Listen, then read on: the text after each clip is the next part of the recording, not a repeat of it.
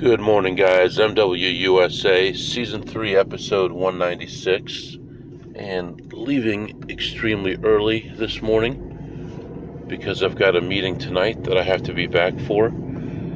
And so it's very dark outside right now. It's warm, it's 66 degrees, and just getting ready here to get on the highway. I don't have a lot of fuel, so I'm going to have to stop within the first 50 miles and then probably stop again on the way home. So 2 stops for gas today. Last couple days, just treading water. It was nice to actually end up with a profit after that big loss, that one session. And when you have a limited number of opportunities, it makes it harder, obviously, to guarantee a win. If I'm in a casino for 4 hours and I'm playing slots especially, it's a lot easier to guarantee a win than if I walk in and there's 2 plays. Then, you never know what's going to happen because of variance. So today, like I said, just getting going here. I don't have a lot to say, so I'm going to let you go. I want to start my trip. And I can't even tell if there's clouds in the sky or if it's clear yet. It's too dark outside. So I'm going to let you go and I'll be back. Alright, guys, I am back. So stopped at a gas station, got all fueled up and everything is good. And just reading some things online, and I saw a link to a comment that someone made on Twitter. Now, this guy is well known in the Blackjack Apprenticeship community, and he was excited because he just hit 1,000 followers on Twitter, which is nice. But then if you click on his followers and you look, the majority of the ones that I saw were these fake girls that go around following everybody, and everyone would have hundreds of followers or thousands of followers if they kept those on there. So if you look at the profile, you see a girl that's half naked, and you click on her and she's got no posts other than one picture, and then she's following 7,000 or 8,000 people and she's got 20 followers. That's not really a follower, and I feel bad saying it because this guy's a really nice guy, but there's so many unverified people on Twitter. And I saw Elon Musk was talking about making Twitter a pay site where you pay very little, maybe $1 a month or something like that, but you have to verify who you are, and that gets rid of all the spammers and fake accounts and things like that. So I'm kind of for that. I don't like to pay for anything, but I'm kind of for a platform that would be more real. Obviously, people could still make fakes and use prepaid cards and things like that, but it would be a lot harder for them to do something like that than it would be to just go over to Facebook or somewhere else that's not going to ask for that. So anyway, it's finally light out now, and looks like a very cloudy day. Temperature's actually dropped to 63 degrees right now. And I'm still about an hour away from my first casino, and just gonna sit back and relax. And I don't know if you noticed or not, but in the last 3 or 4 episodes, a lot of my segments have been cut short, and I'm not sure why. So I'm gonna try to keep like 2 seconds of empty air between segments, because I think the converter I'm using is chopping off a couple seconds and making it weird. So I'll be in the middle of a sentence wrapping up a segment and it'll cut me off, but we're going to try this and hopefully this helps. I'll be back. Alright, guys, I am back, just getting back on the road again. Didn't find much at all. Someone had already been there. Everything was pretty thoroughly cleaned out. I found one small play, earned me $20. Another small play lost $10, and another small play lost about $4, and that was it. So I ended up leaving the casino ahead $6, but there was really nothing normally I wouldn't even make those plays because they were so small, but there was nothing there. So that's all right. We are moving on. It's still early. We're going to get to the next casino in time that if we have a 45-minute blackjack session or less, that it's possible to hit them twice because they have a weird shift change, and I may be able to hit both shifts and possibly even 3 times. So we'll see what happens there. Right now we're just continuing on. There's an extremely high police presence on the road today. Most of the turnaround areas on the highway have some kind of police agency or policing agency there. So I don't know what's happening other than it's the end of the month, but allegedly that's not true. They don't have a quota. So anyway, we're moving on to the next casino. Temperature still 65 degrees and very cloudy day today. Kind of a gloomy day, but we're going to make some money today. I'll be back.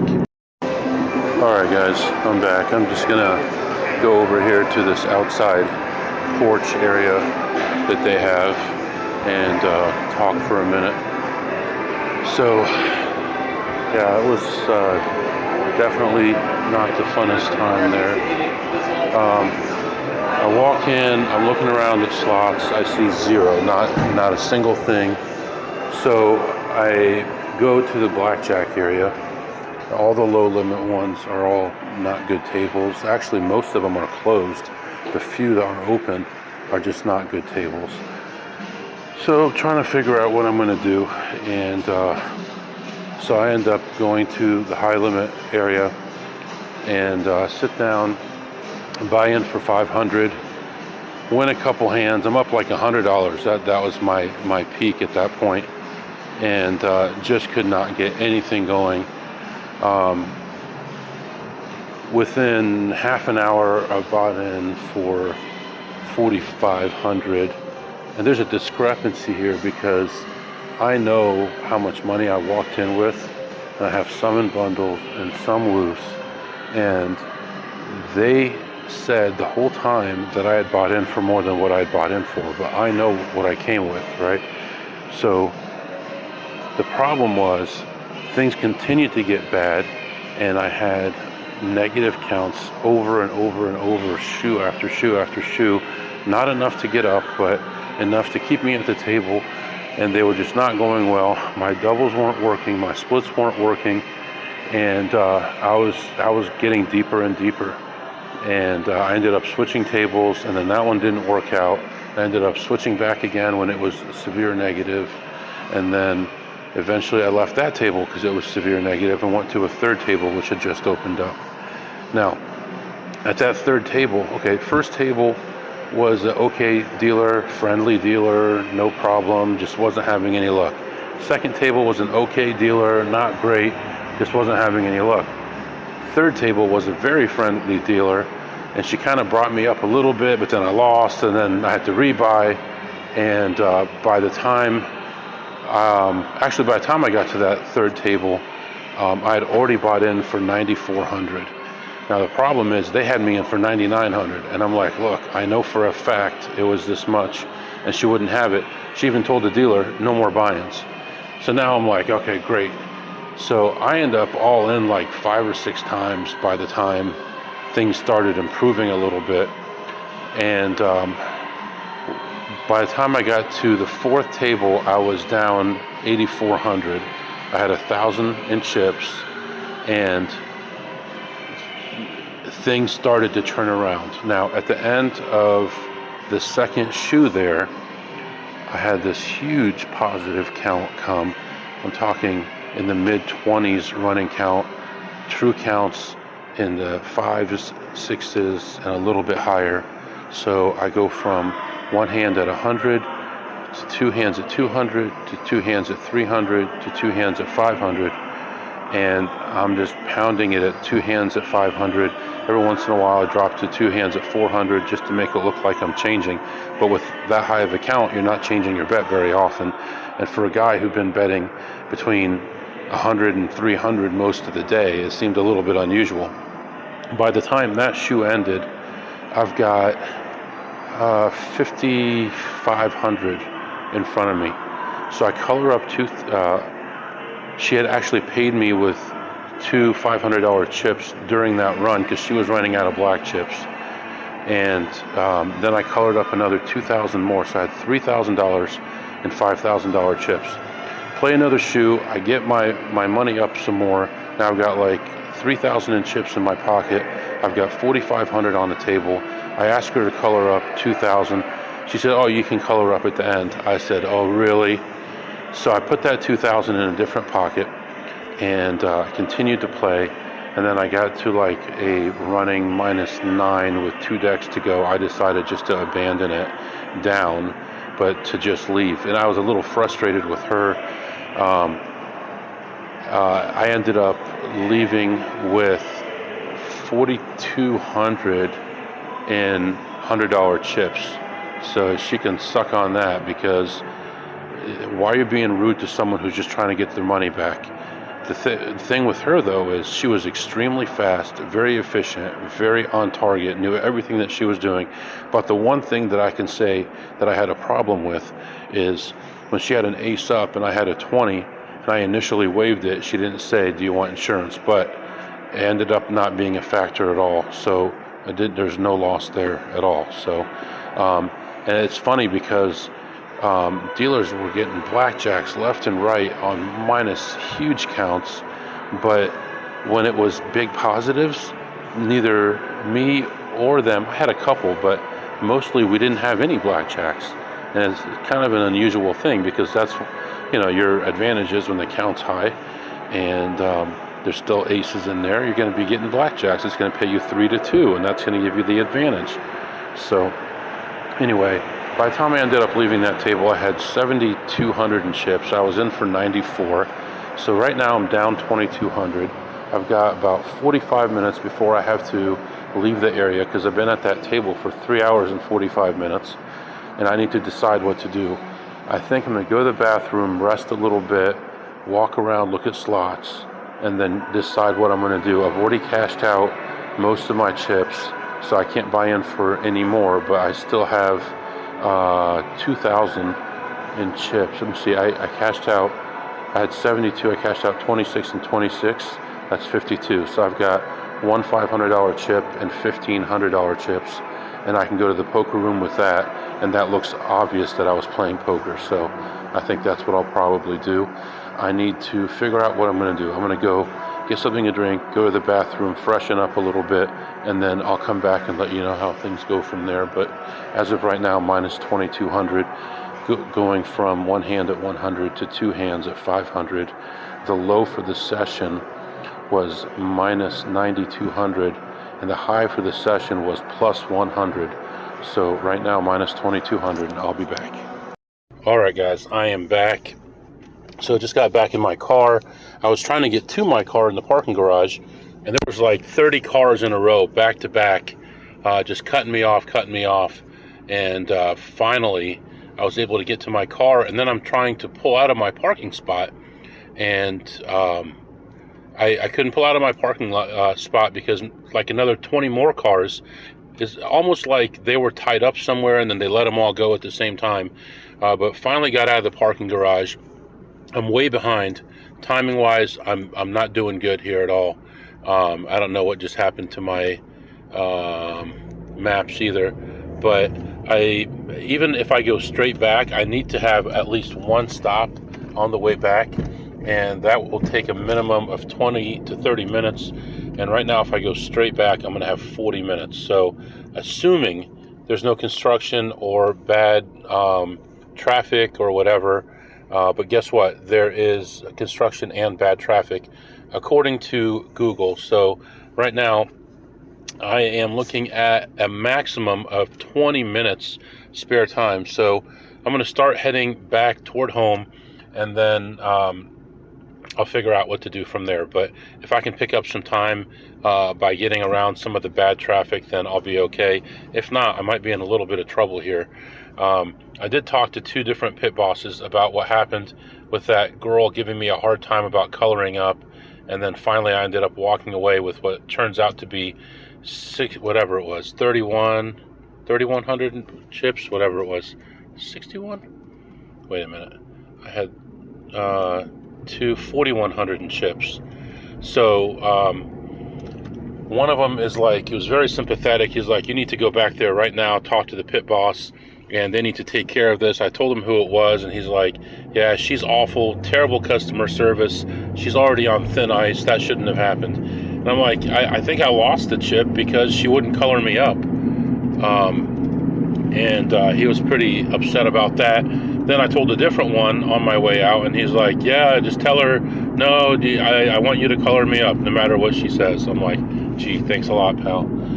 So I did play some slots, and I ended that session ahead $37, but definitely was not worth the time for that. What I should have done is just start heading back toward home. Right now it looks like a 7-minute delay in the immediate area for construction, no faster way around it, and then further on it looks like there is some other delays, so including construction, closed lanes, accident, and speed trap. So looking good, right?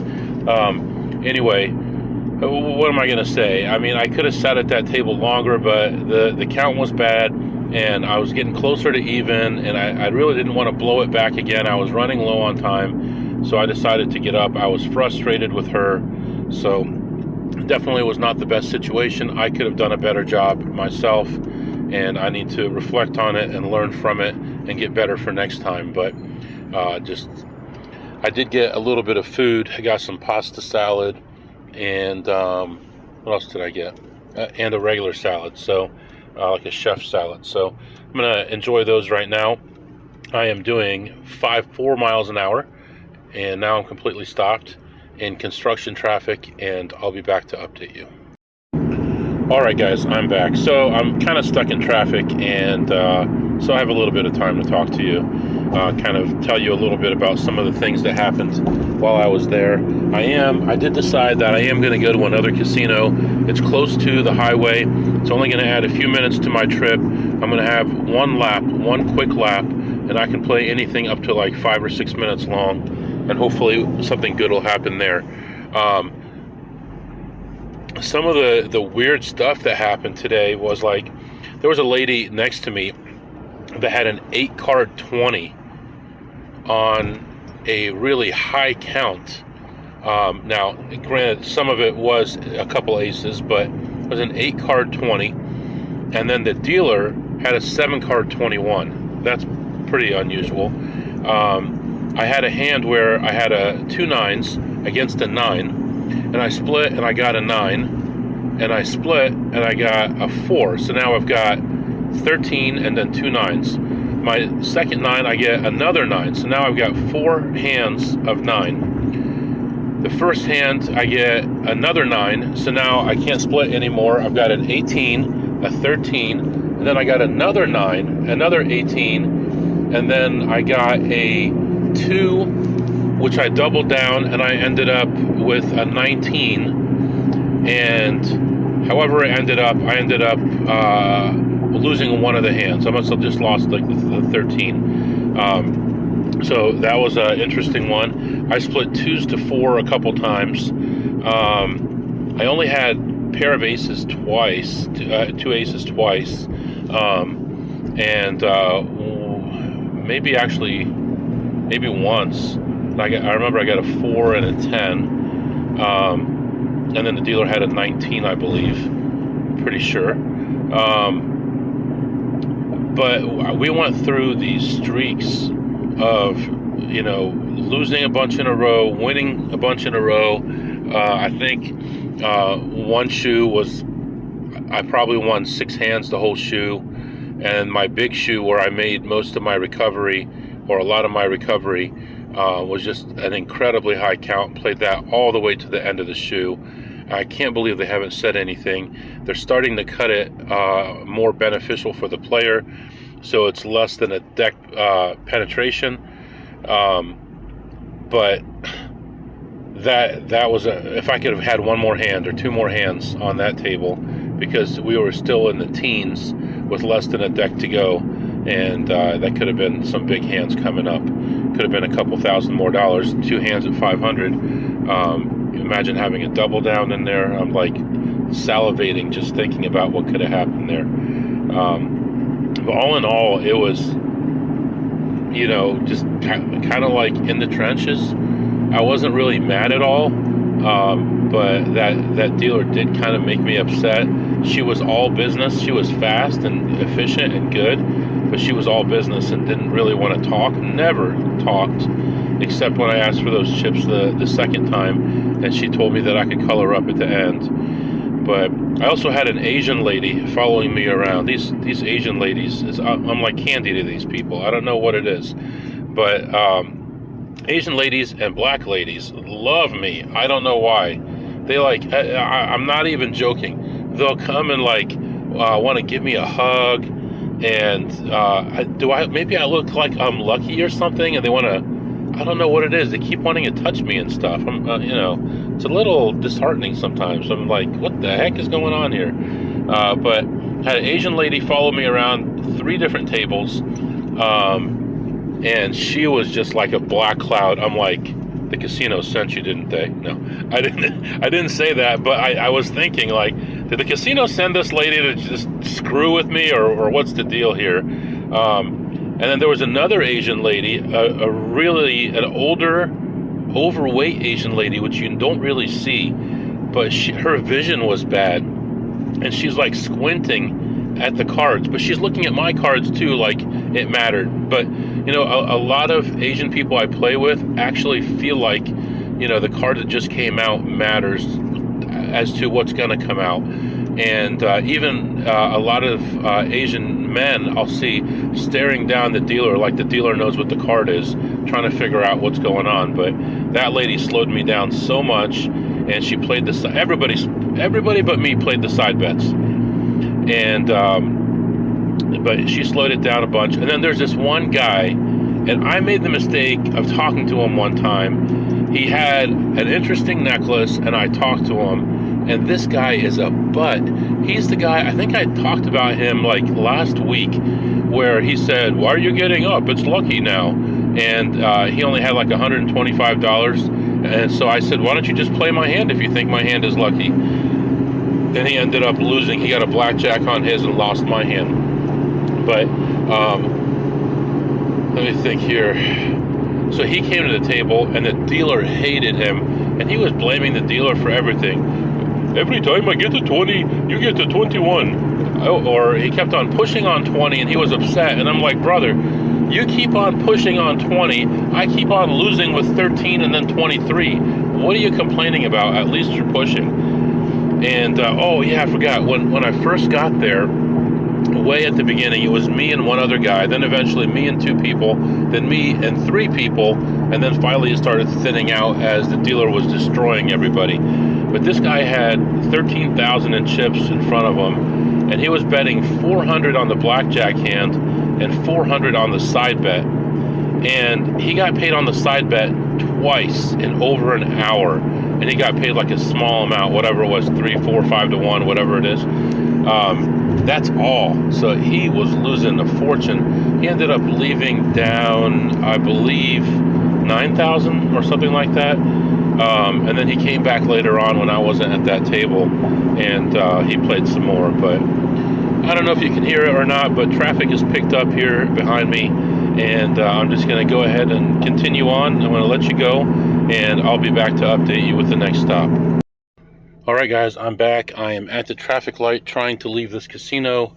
Very low on time, but we are going to make it, it looks like, as long as there is no further delays than what's already on the map. So I went into this casino, started looking around, found a play right away. Played that through. I was ahead like whatever, $12, $15, something like that.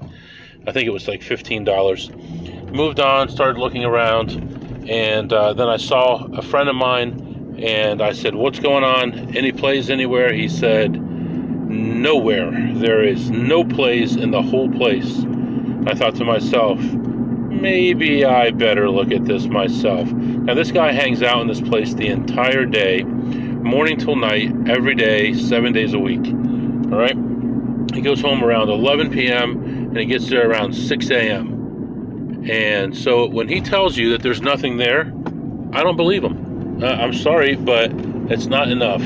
So I started looking around, and I found a play 10 feet from the guy, and it was in a decent position. I played that one through. It took me about 10 minutes, and I ended up ahead for the session $108. So $108, it would have been $15 if I had listened to him. But, we don't do that. We do our own work. So then I had some free food, which I did not have time to wait for food to be made. So I got some drinks and a candy bar just to have like a payday bar. Have you guys ever had a payday bar? It's a good candy bar. They have one that's even bigger called a nut roll. My gosh, those are so good. Nice and salty. Peanuts and oh man, it's delicious. Anyway, I got the candy bar and a couple drinks, and I was on my way out. I saw him again. I said, "What are you talking about? I found a play right there, and it was this and this." "Oh, really?" I said, "Is there anything else here?" He said, "Nope." I said, "Okay." And so I looked at a few more on my way out and didn't find anything. And like I said, I ended up leaving ahead $108. So, how did we do?